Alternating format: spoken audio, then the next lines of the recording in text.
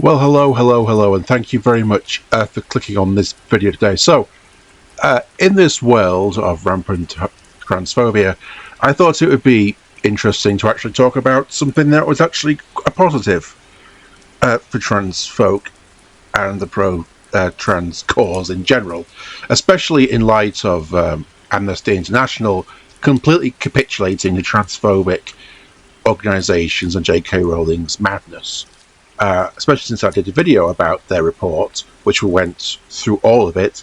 I will just say that Amnesty International basically have shot themselves in the head, essentially, by, as a human rights organisation, to basically completely capitulate to threats of being sued, has basically given the people that don't like them, governments, organisations that they report on, Amnesty International has basically given them a kind of blueprint, an own goal, as you might say, of how to basically silence them, which is, just threaten them with lots and lots of legal action, and we'll completely capitulate. Even though the work that we do, and especially the work that they did around the gender critical kind of movement, is accurate. I went through it. You can look at the report on the video itself, and you can still find the report if you really want to. The work and research they did is very legitimate and is completely accurate, but yet they were just basically willingly gave in to threats from transphobic organisations, essentially. And it's pathetic on them, and it completely delegitimises them as a human rights organisation if they're willing to basically cave into legal pressure like that. But anyway, enough about them. So, I am taking this from, I originally saw this from the great Dr. Helen Whibley, who I follow on various things, social media things, who kind of tipped me off to this because she was talking about this. But this is coming from Erin in the morning, and this is coming from Erin Reed, whose work is great, and I will post a link to their work in the comments so you can read the entire thing, the entire article yourself, and you can also look at the other work that they do. But this is about the Netherlands and about trans healthcare in the Netherlands, and a report they've issued which actually reaffirms common sense, essentially, and reaffirms that trans healthcare is important, and that all of these kind of scare stories about supposed side effects and all that kind of hysteria is complete rubbish, and you'll see that when we go into the details. So let's go into it. So, in a landmark 2-year review, the Health Council of the Netherlands, the country's highest scientific advisory body, has delivered its verdict on gender-affirming care for transgender youth. The Council's conclusion were universally positive for gender-affirming care. It endorses the treatment as careful, lawful, effective, and framed quick access as a matter of the right to health, and warned that doing nothing is harmful, and cast aside the CAS review as not applicable to Dutch care, which is hilarious because the CAS review, when it came out in the UK, was treated as this, oh my goodness, this unimpeachable medical review, even though lots of people in the medical care field had a lot of criticisms of it. And here we have basically the Dutch Health Council pushing it aside and saying, yeah, this is rubbish, doesn't even apply to us, we're not going to pay any notice to this lady's madness. And so, to go on with this, they reported 0 cases of regret amongst trans youth patients, which is a common misdirection or kind of invention that, oh my goodness, you can't let trans youth give them access to trans healthcare because they may regret it. And in fact, they do regret it. They regret it all the time, which is just not true. Statistics routinely do not back that up at all. And in this report, which you can access online, you can go and find it if you want it, split up into sections. And I did have a little look through some of it, but their own research and conclusion says nope, there was no regret amongst the trans patients at all. And to continue with this, and called the reductions of the country's years-long wait times morally urgent, which is an important thing. There is a substantial, in the UK in particular, and in many other countries, there is a substantial waiting list to gain access to trans healthcare, and in this report they say, no, doing nothing and is harmful for those people, and they need to get that healthcare as quickly as they possibly can, because not doing so is actually damaging to their health, their mental health in particular. So in doing so, the Netherlands becomes the latest in a series of European countries to reaffirm and strengthen care for transgender youth, which refutes the common right-wing talking points perpetrated by the United States and the UK as well, that Europe is somehow pulling back. That's just not true. Plenty of European countries, like the Netherlands and others, give transgender youth access to the healthcare that they need, and are able to deal with these issues around transgender people accessing toilets perfectly well, without the need for any particular hysteria. They just get on with it. So the review was commissioned in May 2024 in the wake of the UK's CAS review. The Health Council's committee ran systematic literature searches and consulted outside clinical experts chosen for their different perspectives on the care. A list that included Hilary Cass herself. The panel was chaired by Olaf Dekkers, a Leiden University Medical Center professor of internal medicine whose academic speciality is research methodology, and seated professors of health law and medical ethics alongside practicing physicians and psychiatrists. From that foundation, the committee dismantled the argument at the centre of American and UK's campaign against this care, that the evidence is too weak to justify treatment, answering that the evidence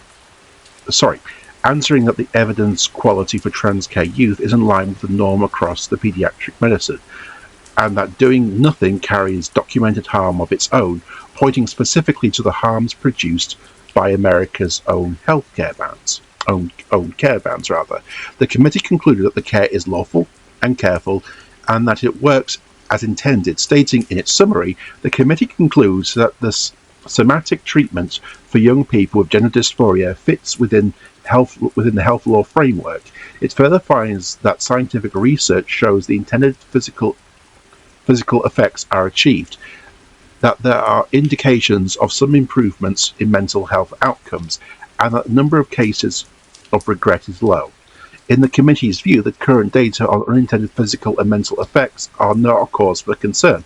So right out there, we have these panel of medical experts in the Netherlands saying the hysteria around the unintended physical and mental side effects for trans youth is incredibly low and not for concern at all.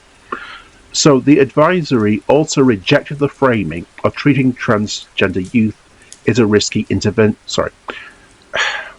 I'm never great at... I always stumble with my words with these.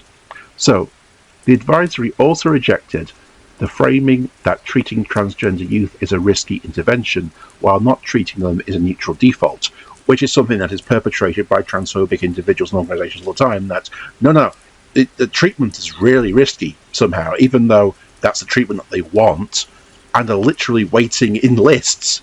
They're literally queuing to get access to this treatment, and that doing nothing is the better thing to do, when in reality, no, and as we'll go into a bit more detail, doing nothing is detrimental. Delaying care, the review found, carries its own harms. Youth developed unwanted and often irreversible physical changes, some of which can only be undone later with surgery, while mental health suffers in the meantime, and some young people locked out of care turn to unregulated hormones of their own. The committee's answer, in a passage aimed directly at that framing, calls the reduction of waitlist times a moral imperative. Non-treatment, it says, is therefore not a neutral option. In the public debate, treating is often presented as intervening, while waiting itself is treated as self-evident.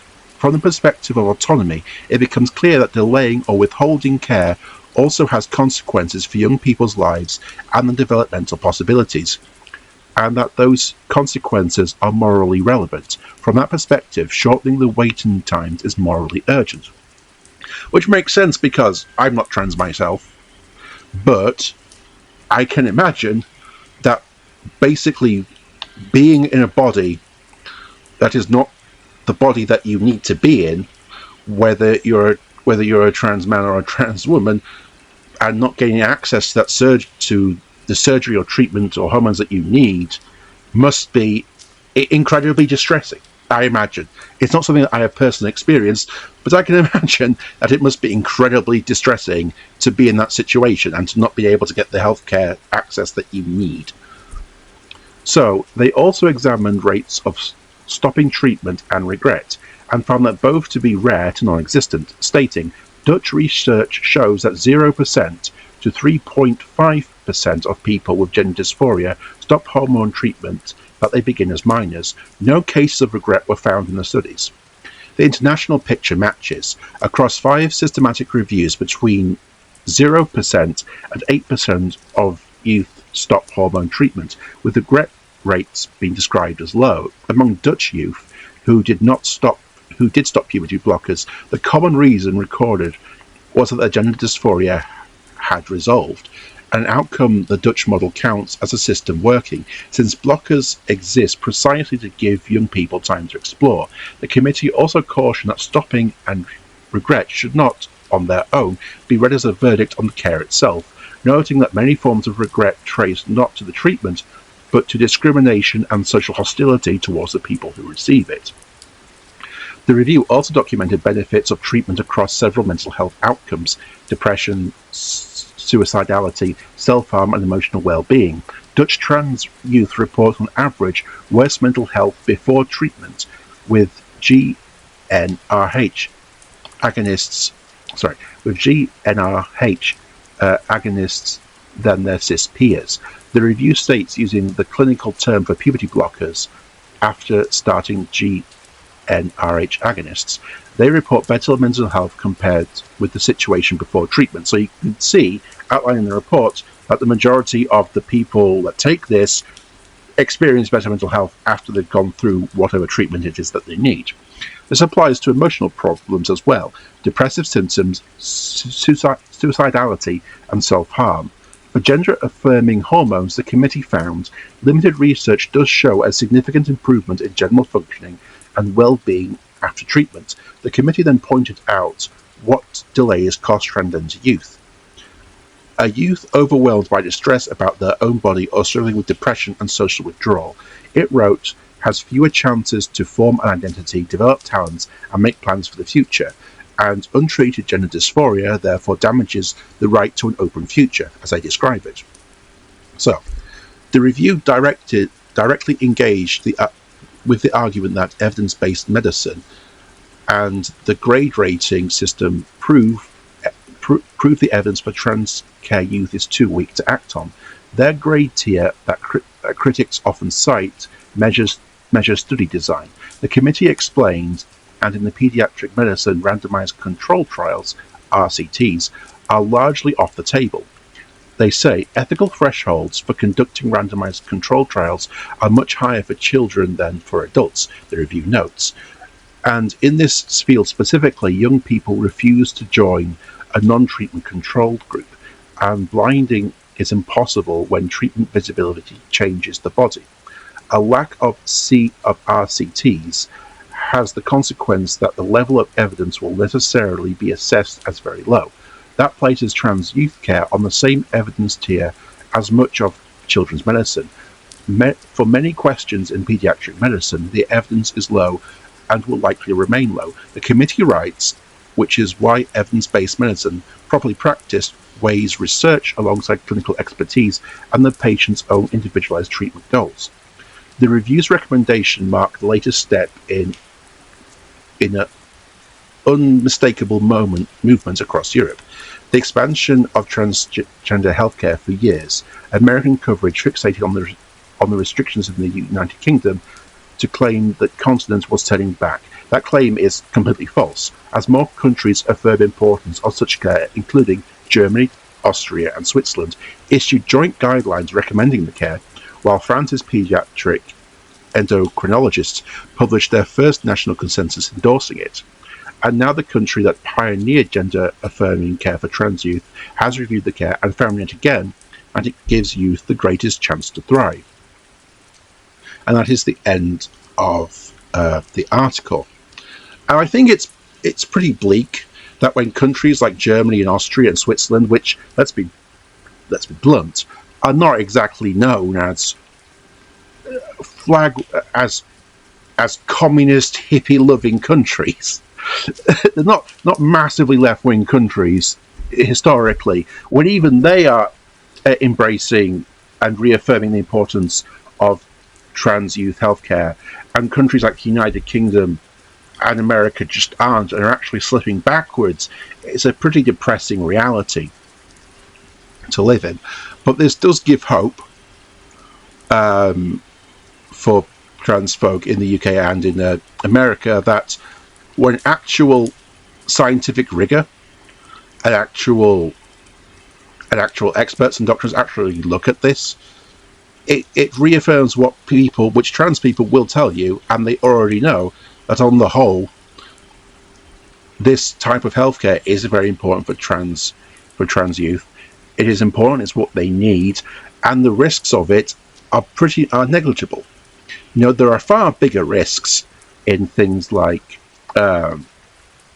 plastic surgery, far bigger risks, and a much higher rate of regret in things like plastic surgery, which society does not view with any of the same level of criticism or hysteria, in the same way that people that are undergoing trans healthcare is framed at.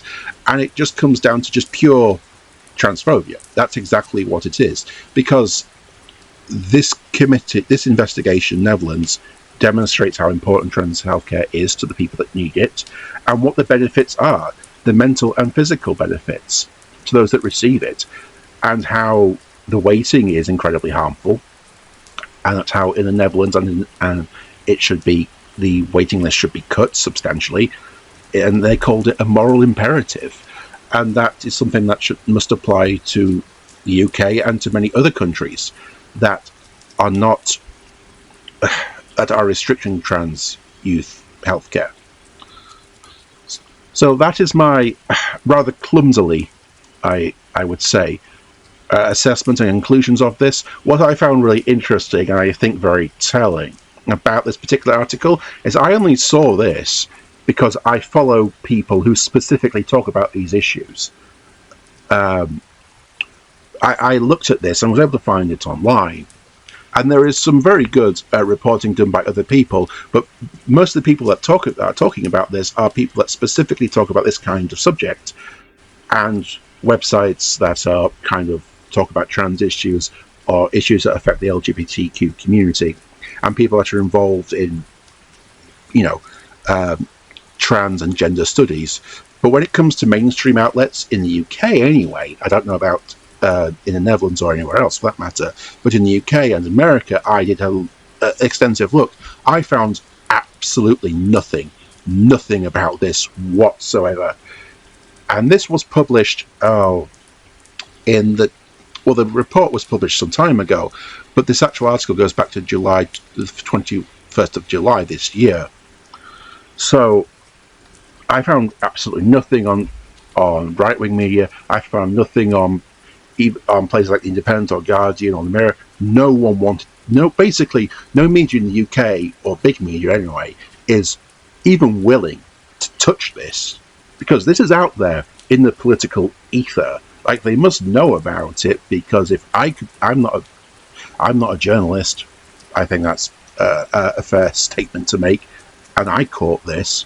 So why on earth would news outlets whose entire job is to literally look for news, why would they not pick this up? And would this not be worth something talking about? A landmark review in the Netherlands talking about the major benefits of trans healthcare. No.